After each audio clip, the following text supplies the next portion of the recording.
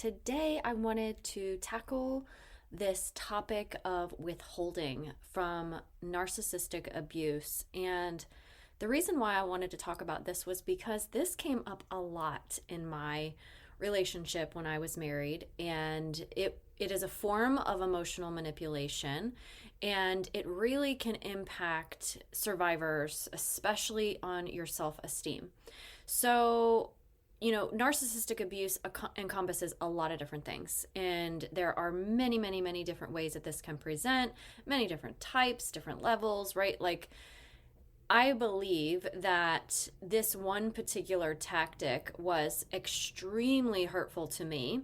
A lot of times people automatically go to the ones like gaslighting and control and things like that, but this one doesn't get talked about a whole lot, which is why I want to bring it to light, because I feel like that once you realize this and know what it is, and then you can connect the dots to any triggers that you might be having, or kind of any leftover subconscious beliefs from that conditioning and brainwashing that happened to you, it can really, really help. So some examples of withholding could be things like when the person refuses affection, right?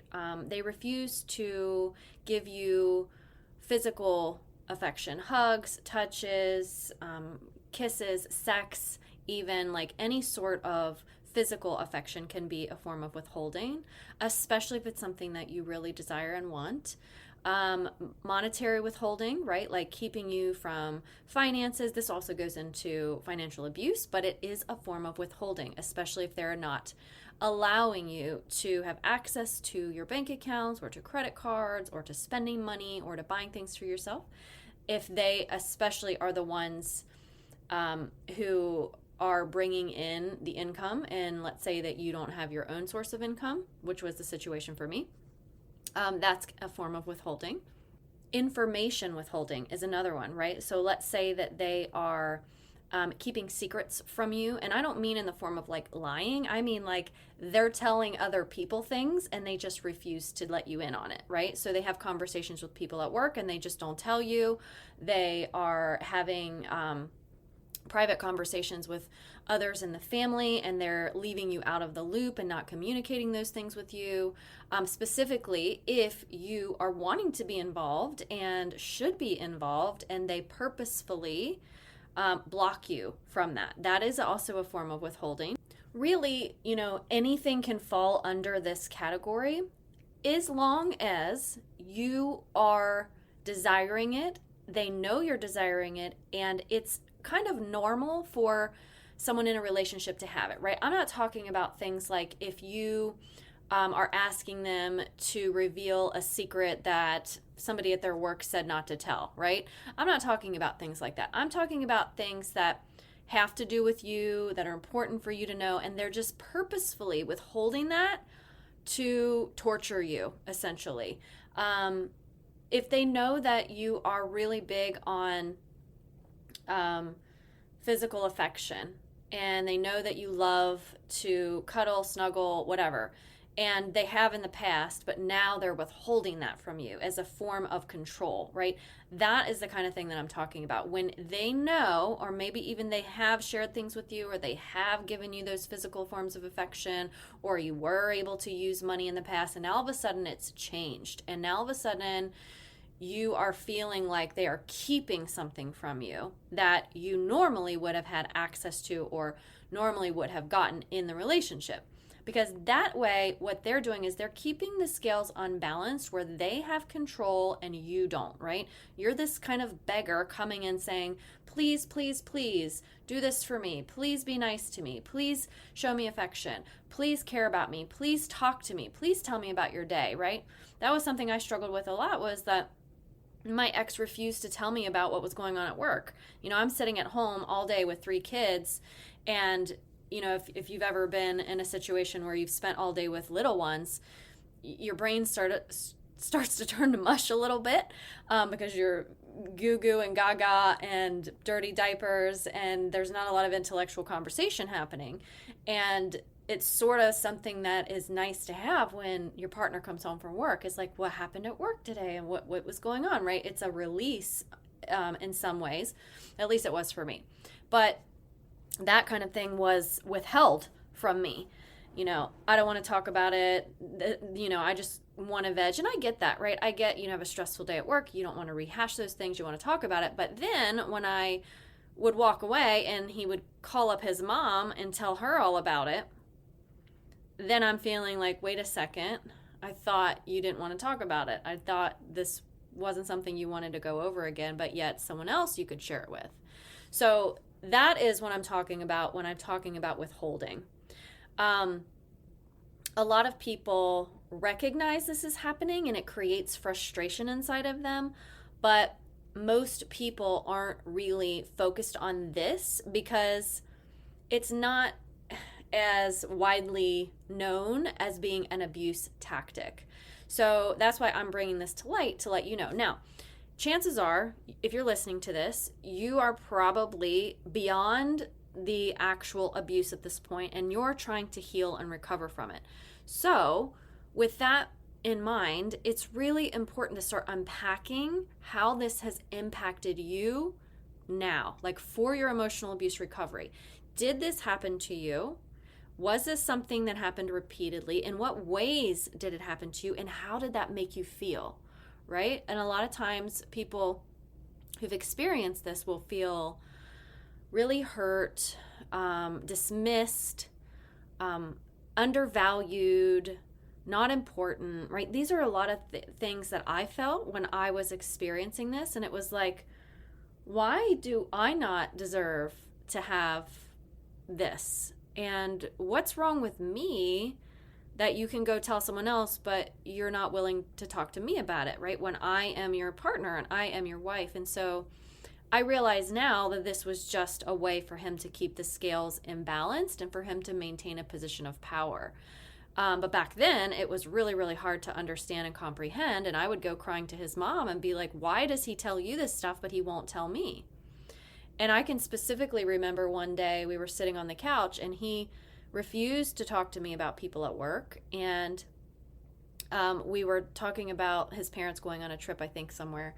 And he piped up and said, oh, yeah, my friend Emily at work, she went there last year or something. I don't remember the details. And I remember looking at him like, your friend? Like who? I've never even heard this person's name before.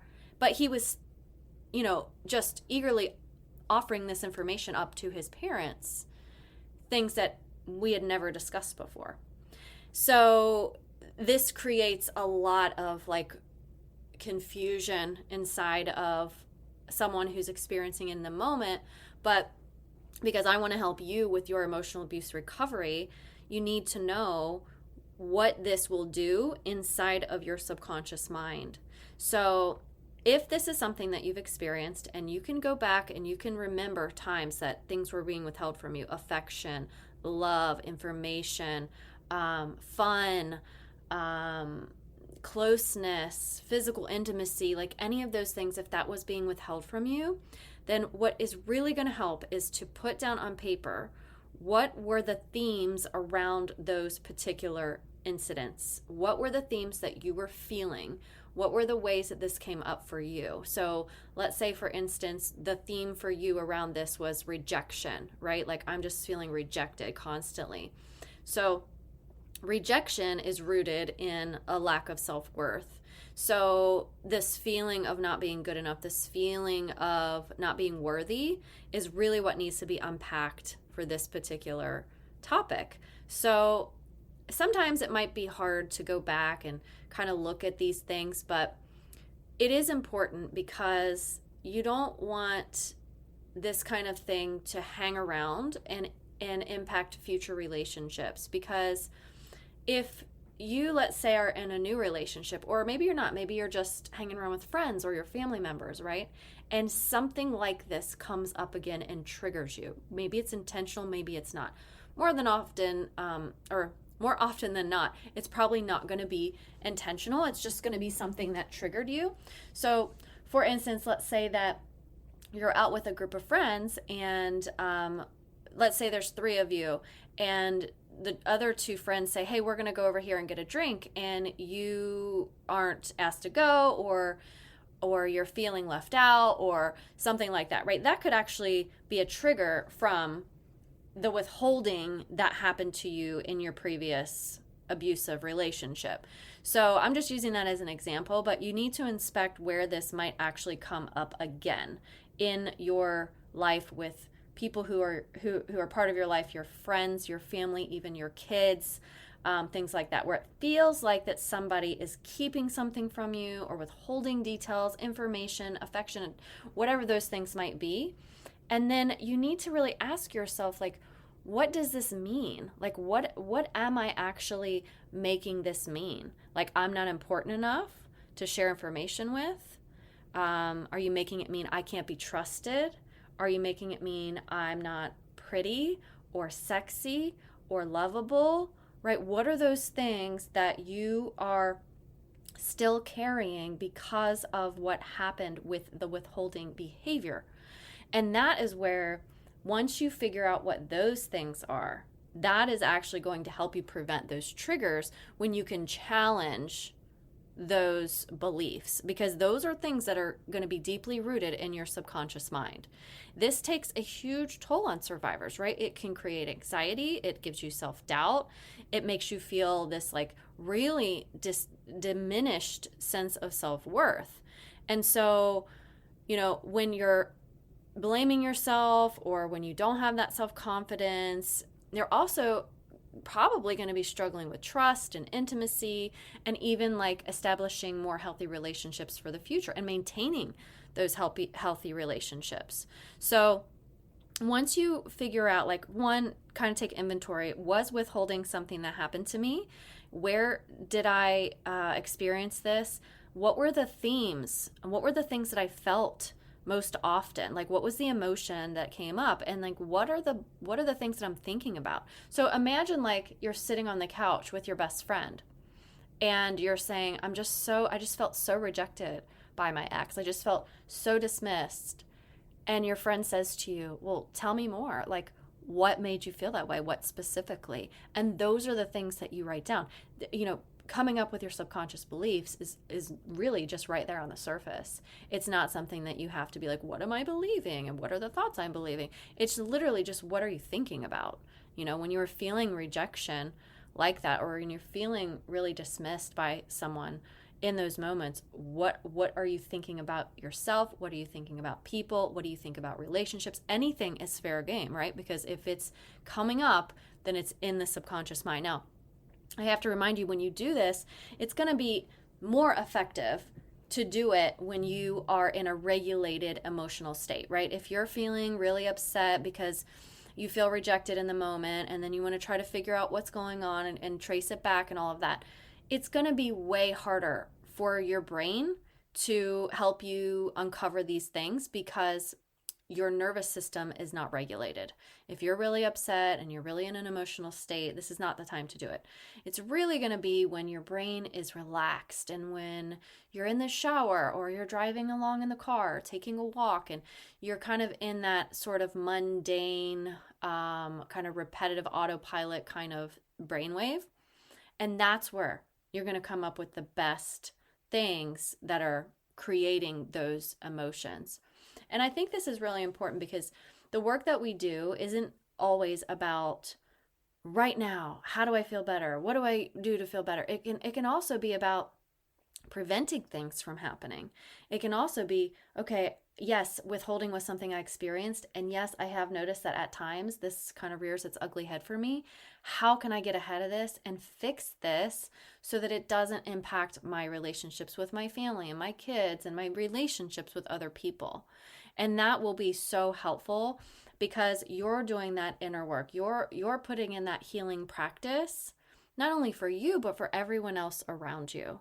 So when you are experiencing something like this aftermath of narcissistic abuse, emotional abuse, you're trying to, do all the things to help yourself, it's really, really important to know that you are not alone. Like, you are absolutely not alone. There's so many other people who are experiencing the same things. I have experienced these things myself in all my clients have experienced a lot of these things too. So be really kind to yourself and compassionate, because we don't always realize that the things that happen to us, because they're culminations of things, right? It's not just like gaslighting. It's not just only coercion. It's not only manipulation. It's not only withholding, right? There's like so many. It's like a spider web. There's so many parts and pieces to this. So being able to kind of just take one thing at a time, or get ahead of that, or figure out what's coming up for you most often and just tackle each individual thing is going to be really, really helpful. But having support, being in divorce groups or Facebook groups, or connecting with other survivors in like different online events, getting in group coaching programs, things like that can really be helpful for this kind of thing. So I really want you to know that no matter what you do today, tomorrow, the next day, right? If you are only coping with these things and you are not actually getting to the root and getting to the source of it, it will just continue to rear its ugly head. It will continue to fester. You're not getting rid of it, right? So like if someone has cancer, the first thing they do is they want to see if they can cut it out. They want to see if they can get to the cancer and cut it out, right?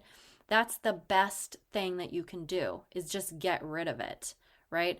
Then they work on other things like trying to help you manage your areas of life to make you healthy, and make sure that this kind of thing doesn't come back and all that, right? But if they can't cut it out, then they have to do other things, right? They have to help you cope with it. They have to help you with chemotherapy and like all different things, right? But they want to get to it if they can, right? If there is like a tumor or something, they want to get to it and get it out of there. And that's what we have to do with our emotional wounds too. We have to get to the root. And the root is starting in your subconscious mind. Once you get to the root, then you can shift these things. So if you aren't familiar with withholding, now you are. I'd love for you to go back and take inventory of times that you feel like maybe this happened to you, how it impacted you, and how it affected your personal well-being, your emotional well-being, what it did to you as far as what are you believing about yourself? Like, do you actually believe that you are worthy? Do you actually believe that you are good enough? Or is it the opposite? Like, what actually is happening inside of your subconscious mind? And then you can take steps in action towards shifting those things. It's all about challenging those beliefs, being your own best friend, shifting these things. And if you need my help, I'm always here to support you. You can talk to me about my one-on-one coaching program.